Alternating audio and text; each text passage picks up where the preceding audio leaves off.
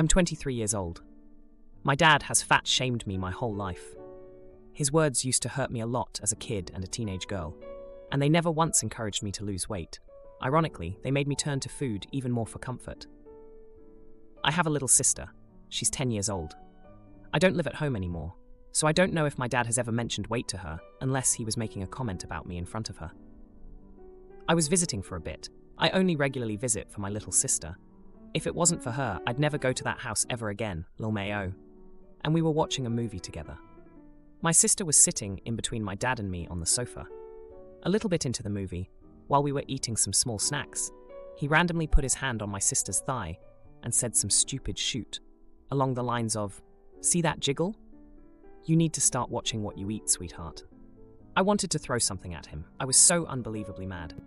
It's one thing for him to say shoot like that to me, a grown adult who is used to his comments and jabs and has formed somewhat of a force field against them in all the years he's done this to me. But to my little sister, a 10-year-old girl, my little sister didn't say anything, but I could see by the look on her face that she felt awful and uncomfortable.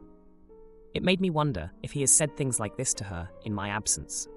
I know that feeling all too well. And it's 10 times worse when you're a little kid with little to no concept of weight and fatness and diet culture. Some of my core childhood memories are his weight-related comments to me. All I could think was, how dare he say that to her? How dare he try to plant these insecurities in her at such a young age? How dare he do to her what he did to me? I waited until later when we were alone, and my little sister was upstairs in her room, and I just blew up at my dad, called him a jerk and a piece of shoot for his little comment to my sister. Told him he should be ashamed of himself for trying to destroy my sister's self-esteem and self-worth the way he destroyed mine. I told him that the only reason I haven't completely cut him off is because of my little sister. But now I will not hesitate to cut him off and instead resort to spending time with my sister outside of his home without seeing him ever. He called me disrespectful, a disgrace, a poor excuse for a daughter who dares to speak to her father in this way, etc., etc., etc. But I was too angry to care at that moment. I just left to go back to my own apartment. It's been a day and a half. I've been bombarded with messages from my mother, aunts and cousins, etc., all telling me that Dad informed them of what happened and that I should really apologize for how awful I was. I'd appreciate outside opinions. Did I overreact? Was my reaction warranted or over the top? Was there a better way to address it? And am I the idiot here? Now, for a few comments before the update. Comment 1. Please tell me you're not actually considering to apologize. Your father doesn't deserve it. I'd cut off contact with him. He's being a lousy father, and it sounds like your family is being unreasonable. I'd tell them about what he said to you. If they don't believe or take your father's side anyway, cut off contact with them too. But don't leave your sister behind. I'd hate for something to happen to her knowing how your father reacts. Not the jerk, NTA. Do yourself a favor and give your daddy the finger. Comment 2. Not the jerk. She would have to be skin and bones for her thigh not to jiggle, because her jerk father is shaking it. She's going to be thinking about that all the time, walking around school wondering who else thinks her thighs jiggle too much, being uncomfortable in her own home, second-guessing every bite. And she's not even a teenager yet. Now for the update. Hey everyone! It's been 2 weeks since I last posted about the incident with my dad, fat-shaming my little sister, and the confrontation that followed. I've got an update for you all, and let me tell you, it's been a rough ride.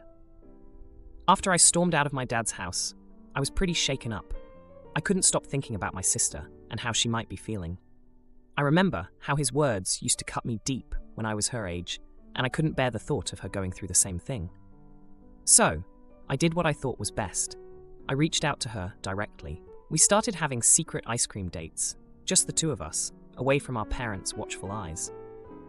It was during these little outings that she opened up to me about how Dad's comments were really affecting her. Turns out, this wasn't the first time he'd made remarks about her weight. She told me about several instances that I wasn't aware of, and each story was like a punch in the gut. I felt guilty for not being there to protect her, but I promised her that I'd always be there for her from now on. Meanwhile, the family pressure was mounting. My mom kept calling, trying to mediate between me and my dad. She's always been the peacemaker, but this time I wasn't ready to back down. I told her that unless Dad was willing to apologize to my sister and me, I wasn't interested in talking. Then, out of the blue, my dad actually called me. I was shocked, to say the least. He's not the type to apologize or admit he's wrong, but this time, he sounded different. He said he'd been doing some thinking and realized that he might have been projecting his own insecurities onto us. I was floored. This was the man who had never once shown any sign of self-reflection. We agreed to meet up, just the two of us, to talk things through. It was awkward at first, but as we talked, I could see that he was genuinely trying to understand the impact of his words. He even teared up when I told him about the secret ice cream dates and what my sister had shared with me. But here's the twist. During our conversation, he revealed that his own father had been even harsher on him about his weight when he was a kid. It was like a cycle of hurt that had been passed down, and I could see the pain in his eyes. It didn't excuse what he did, but it helped me understand him a bit better. We ended the meeting with a tentative truce. He promised to work on himself and to stop making comments about our weights. I was cautiously optimistic, but I knew it wouldn't be an overnight change. Fast forward to yesterday, and things took a turn for the dramatic. My sister had a school play, and both my parents were there. I was nervous about how it would go, but I didn't want to miss my sister's big moment. Halfway through the play, my sister forgot her lines. It was a tense moment, and I could see her starting to panic. Then, from the audience, my dad did something I never expected. He started clapping and cheering her on, shouting words of encouragement. It was enough to snap her out of it, and she finished her performance with a big smile on her face. After the play, she ran straight into his arms, and I saw him whisper something in her ear. Later, she told me he'd said he was proud of her, no matter what. It was a bittersweet moment for me. I was happy to see them bonding, but it also reminded me of all the years of hurt between my dad and me. I'm not sure if we'll ever have a relationship like that, but seeing him make an effort with my sister gives me a glimmer of hope. I made a red garnet necklace for my niece's 18th birthday, and my sister got so mad she bought new cars for the twins. My 34-year-old niece just turned 18, and there was a big family get-together. I have no kids of my own and love my nieces, so I wanted to give her something personal. I'm a semi-professional gem cutter. It's mostly a hobby, but I also facet and sell to local jewelers when time allows. I made a red garnet as a gift for her, and then recruited a jeweler and friend I often work with to make a simple but beautiful rose gold pendant and chain for it. The necklace was an instant hit. She absolutely loved it and started to cry and hugged me over and over. Everyone came over to look at it, and I was not a little proud of my work. Her younger sisters, 15-year-old twins, were especially up in arms over it, and now I've decided to do something similar for them when they turn 18. Yesterday, my sister called me and was angry and said I shouldn't have given her daughter such an expensive gift. She and my niece had an appraisal done on the necklace for insurance. This was completely unnecessary since 1. Insurance does not require a third party, and I could have told them the value, and 2. I'd already given them information on how to insure it. Rules can be a bit weird if it's stored in her parents' house. The appraisal was almost spot on, at my country's equivalent of just short of $4,000. My friend estimated he could get $4,000 to $4,500 if it was a custom job for a normal customer. I didn't spend anything near that making it. Uncut gems aren't necessarily that expensive. It all depends on size, color, treatment, origin, etc. The rest is just the time and effort put into it. I didn't even pay my friend except for materials, a few lunches, and for letting him use it as a showpiece for a few months before I gave it to my niece. My niece had apparently worn it non-stop since I gave it to her, including to a few parties and other events prior to the appraisal. My sister said it was inappropriate to give her something that expensive. I agreed that wearing it to the club wasn't the best idea, but I really couldn't see what the problem was, as my niece is responsible. I called my niece after that, and yes, she'd worn it to a party, but now she would take better care of it and only wear it on occasion. We talked for a while, and it didn't really sound like the big deal her mother had made it out to be. So I called my sister again today and prodded some more. It came out that when they found out its value, she and my brother-in-law felt that my gift overshadowed theirs and those from the rest of the family. She got other nice gifts as well, including a used car and a racetrack experience. She likes cars. I explained that much of the value comes from the time put into it. She kind of understood, but was still mad at me and firm in her position that I shouldn't have given it to her. I really don't think I did anything wrong, and I'm a bit bummed out here. Am I the idiot? Not sure if I'm allowed to throw in an extra question, but would I be the idiot if I did the same for the twins? Now for a few comments before the update. Comment 1. Not the idiot. Your sister is looking at this from a materialistic perspective. It wouldn't cost $4,000 to replace. You made it, which makes it priceless and irreplaceable if you were suddenly gone tomorrow. Sure, your niece could probably pay someone $4,000 to make a replica, but it wouldn't have the same sentimental attachment. Comment 2. Not the idiot. Your sister should be glad you're such a good uncle. You did an amazing thing. Your sister will get over it. Just let her know it had nothing to do with her or Bill. And she needs to relax. Absolutely do the same thing for the twins. Now for the update. Hey Reddit. It's been 2 weeks since I posted about the drama surrounding the garnet necklace I made for my niece's 18th birthday. You won't believe the steamy pot of family drama that's been brewing since then. First off, let me fill you in on some backstory that I didn't mention before. My sister has always been a bit competitive with me, even though I've never seen it as a competition. She's the type to one-up everyone at family gatherings, whether it's with her cooking, her kids' achievements, or the latest expensive gadget they've bought. I've always just done my own thing, focusing on my gem cutting and keeping to myself. Now, onto the juicy updates. After the last call with my sister, things seemed to calm down a bit. My niece, bless her heart, continued to cherish the necklace, wearing it only on special occasions as we'd agreed. But then, at a family dinner last week, everything exploded. My sister arrived with a smug look on her face, and I knew something was up. She announced to the family that she had gotten the twins early birthday presents, brand new cars for each of them. The twins were ecstatic, of course, but the looks on everyone else's faces were a mix of shock and disbelief. It was clear she was trying to outdo my gift to my older niece. The dinner was tense, and I could tell my older niece felt uncomfortable with the attention her sisters were getting. She left early, and I found out later that night that she'd been confronted by the twins. They accused her of showing off with the necklace I gave her and making them look bad. It was a mess, and my niece was heartbroken. A few days after that disaster, my brother-in-law called me. He's always been more level-headed than my sister, but this time he was fuming. He accused me of causing a rift in the family with my extravagant gifts. He said that since I gave such an expensive gift to my older niece, the twins now expected the same or better. He demanded that I make it right by either giving the twins equally valuable gifts or convincing my older niece to give up her necklace.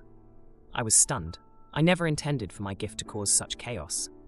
I tried to reason with him, explaining that the value of the gift was in the craftsmanship and the personal touch, not the price tag. But he wouldn't listen. The next day, my niece called me, crying.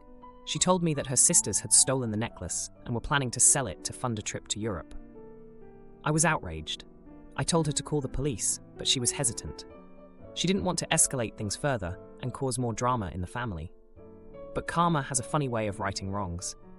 The twins, in their haste and excitement, had bragged about their plan to a friend who, unbeknownst to them, was actually a cousin on their dad's side. The cousin was appalled and immediately told their parents.